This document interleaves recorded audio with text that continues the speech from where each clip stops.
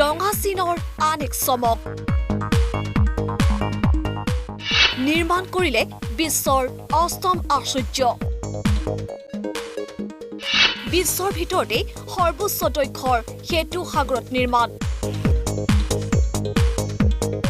এই বৃহৎ সেতুৱে সংযোগ কৰিব হংকং মাকাও আৰু মূল চীনক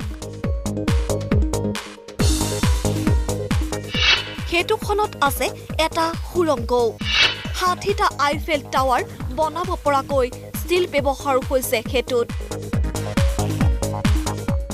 সেতুখনৰ মুঠ দৈৰ্ঘ্য ৫৫ কিলোমিটাৰ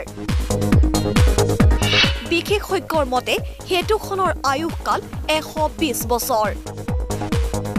সুদীৰ্ঘ ৯ বছৰৰ অন্তত চীনবাসীৰ সপোন সাৰ্থক হোৱাৰ দিশে কিছুদিনৰ ভিতৰতে ৩ ঘণ্টাৰ বাট ৩০ মিনিটতে অতিক্ৰম কৰিব পাৰিব চীনবাসীয়ে কাৰণ সম্পূৰ্ণ হৈ উঠিছে বিশ্বৰ সবাতোকৈ দীঘল সাগৰৰ ওপৰত নিৰ্মিত দলংখন ইতিমধ্যে চীন চৰকাৰে দলংখনৰ এক ভিডিঅ' ৰাইজৰ বাবে মুকলি কৰি দিছে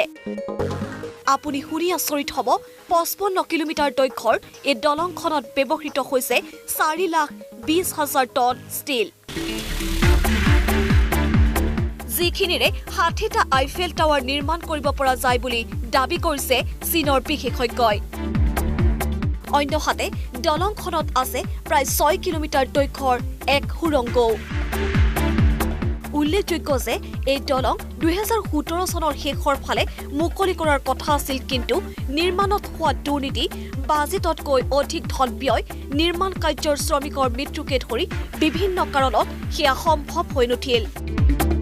অৱশ্যে ২০১৮ চনত এই দলং মুকলি কৰাটো এতিয়া নিশ্চিত হৈ পৰিছে